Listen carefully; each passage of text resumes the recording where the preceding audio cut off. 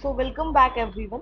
Today we are going to see the practical example of bubble sort in Java programming. So let's just move forward here with the Visual Studio Code. I have an editor open here. Let's create a class here. I'm creating a public kind of class.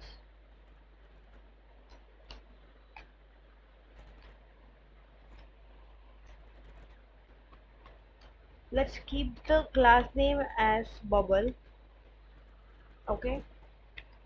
Let's create our main method.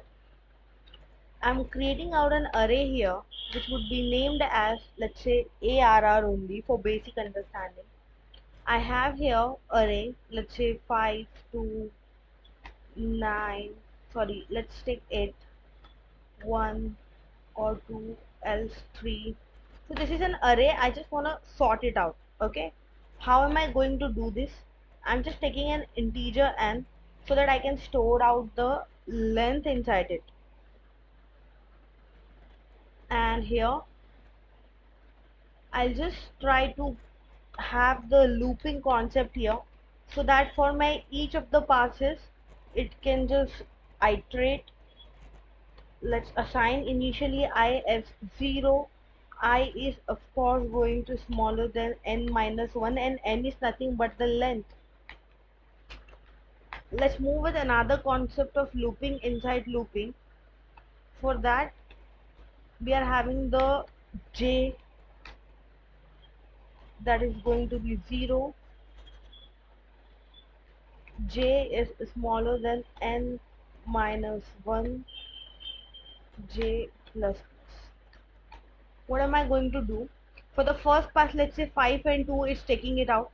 For I is equals to 0, right? So for j, it's 5, j plus 1 would be 2. It would be taking out inside that. We have some certain conditions here. Let's say if our array of j is going to be greater than array of j plus 1, in that condition you need to simply swap it out with a new variable, let's say temp, inside array of j. Let's just move inside array of j the value of array of j plus 1.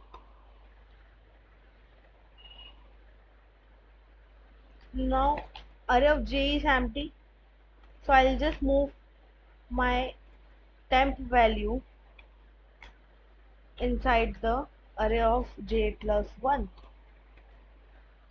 So this is the main logic. Then you just simply need to have the printing statement here. Let's just use out sorted array. And what are we going to, how are we going to get that? By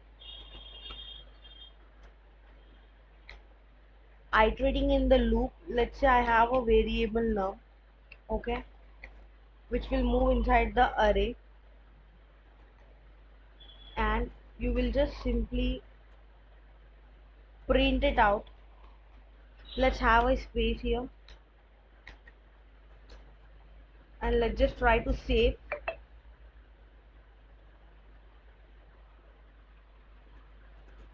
That's what we received, the sorted array 2 2 3 5 8, right?